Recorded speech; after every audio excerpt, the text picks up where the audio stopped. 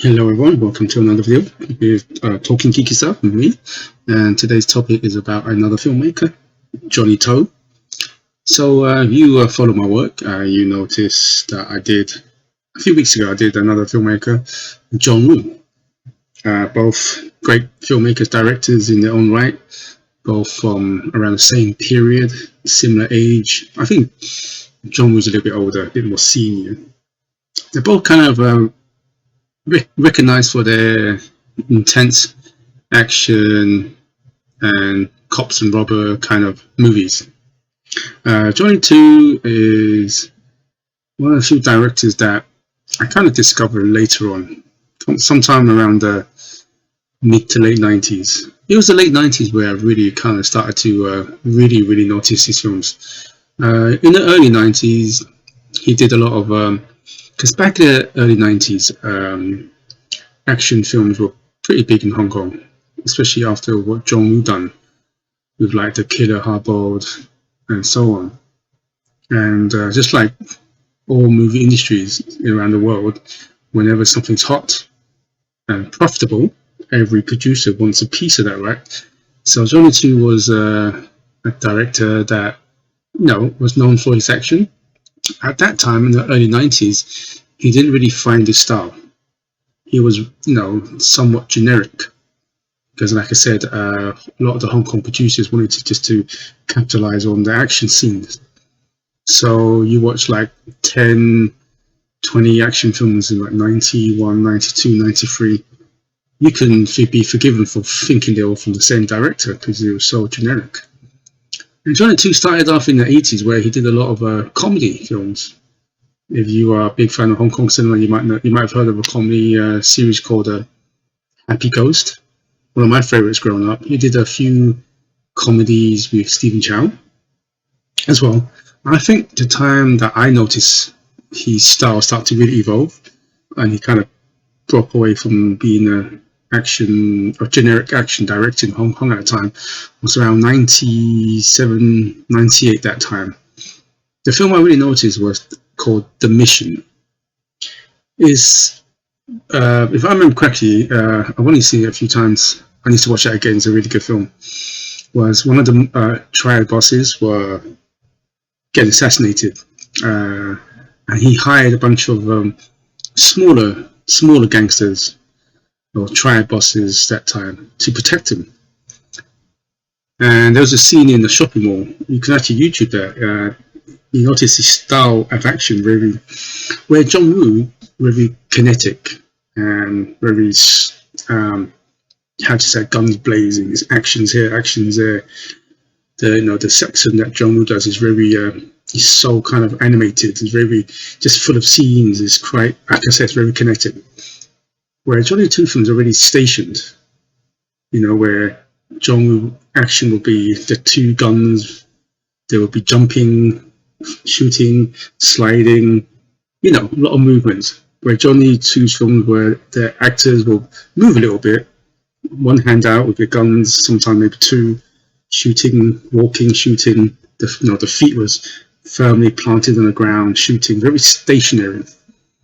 And the camera angle when he zooms in on people's faces, the body language, and that's when I really kind of notice his style.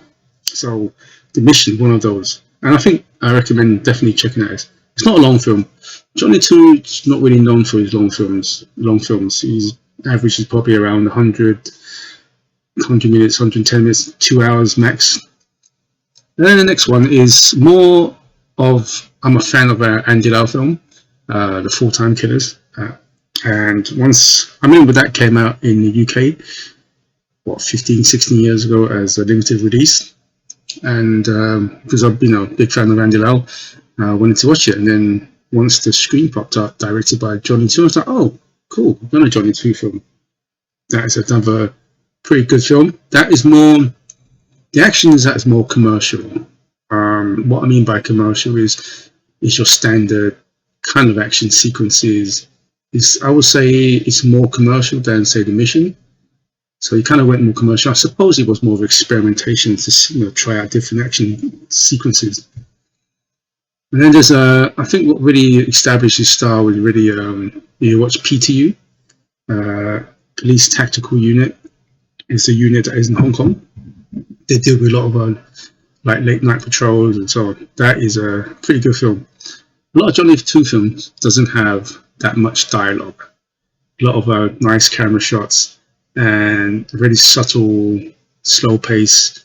I kind of describe his filming if someone asked me what it's like.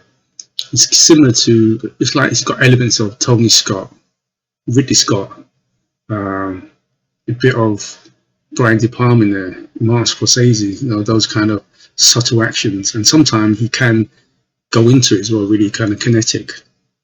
And the ending of the PTU film, you definitely you'll notice at the beginning I put a little movie shot, about a minute long, less than a minute long, 10-20 seconds. And that scene was from PTU. I highly recommend you watch that.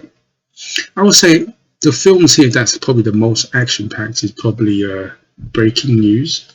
The first scene is I'm not sure, I think it was actually a one shot, the way it moves in the streets into the buildings. That is probably the best, I would say, most action packed Johnny To film. I've seen that the movies here. Not only that, he's also, I think, when he came to his own style, and like I mentioned earlier, from the 80s, started doing those kind of comedy films, family films, romantic comedy as well. I would say he's actually one of the most versatile directors in Hong Kong, if not in the whole industry itself around the world, because he can do, like I said, comedy, action, gangster, romantic, even kind of horror movies, detective movies. I'll go into that a little bit later on. And the two films that I really want to focus on is Election and Election 2. That's where I drew the comparison with Martin Scorsese, because those films are not, say, action packed. You don't really see the gunplay in it. But it's about it's not a true story, but it's kind of based on true incidents in Hong Kong. It was set just before 1997, before Hong Kong had to be handed back to mainland China. And it talks about the inside of the triad society and how who becomes like the godfather, the head of the triad society. He says it, and all the little triad groups elected the main boss to kind of maintain stability with the triad organization. And yeah, definitely watch the first one. The last scene, that's what he got is in Hong Kong is called category 3, which is equivalent to a hard R or 18 certificate in the UK.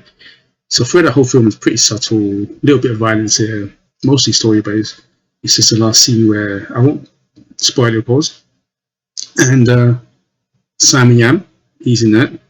But I think the best actor, Tony Leung, not Tony Leung from Shang-Chi, is the other Tony Leung. I think he won Best Actor for that. And you kind of see why. Then Election 2, it carries on, this time with Louis Ko as the main star. And there's a scene where Louis Ko tries to get to the head. I won't spoil it, but there's a scene, really violent, how he persuades the other gangsters or the triad society to vote him in as the leader. And it's very violent, so definitely check that out. Moving on to more modern films, I would say.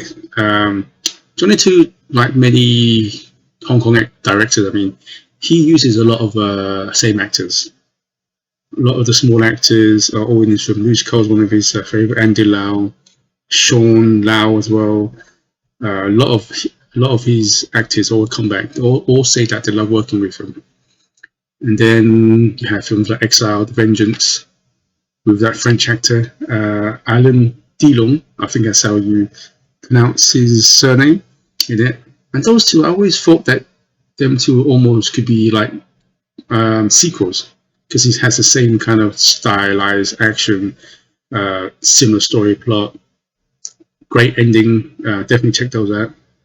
And as I mentioned as well, he's a very versatile director. If you watch films like Mad Detective, Running Out of Time, One at a time is it's like Catch Me If You Can, similar to that. And The Mad Detective is a really good film. That one is The Blind Detective as well. Blind Detective is kind of like a romantic comedy, a little bit action, suspense, detective. Who did it? But definitely check out Mad Detective in that as well, because Sean now plays a, um, I would say, somewhat crazy person, and how he solve a case. It's very very unique. I think that's a good take on how he uses his multiple person disorder to help solve a crime scene and so on. And his the last latest film I've seen was called Free, starring Louis Carl, Vicky Shao. Um, the whole film, there's no action until the last 6 7 minutes, 10 minutes maybe, I would say. So the whole film is more about investigation, and I won't explain it. But the last scene, the shootout in a hospital, he tries to use one shot, a slow cut, fast cuts. But what I love is when you watch it, and in the making as well, because a lot of action scenes they tend to use slow motion. John Woo does this, but the way that Johnny To uses slow motion is actually not slow motion. There are some scenes where slow motion, of course, but the majority of that scene, he actually asked the actors to move slowly.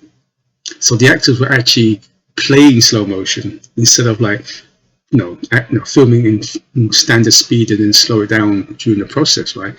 He actually got the actors to actually do slow mo in real life, and then he just added the effects around it, which was a pretty good take. You can actually see it just about, but I liked his idea, and I think that's what separates John Woo and Johnny To together. Like I said, uh, Johnny To is always kind of experimenting with different scenes, angles, close-ups, and so on, but also maintaining the style he picked up during the late 90s, that kind of stationary action scenes, where John Woo, like I said, he went frenetic, kinetic, full of energy action. So definitely, if you haven't checked out I was going to say John Woo, but check out Johnny To. These are some of the films I recommend. Definitely check them out. They are pretty simple to follow. Cops versus gangsters, good shootout, and so on. Anyway, I'd like to say thank you for watching. Please like and subscribe. Until next time, good morning, good evening. What's that? Good morning, good evening.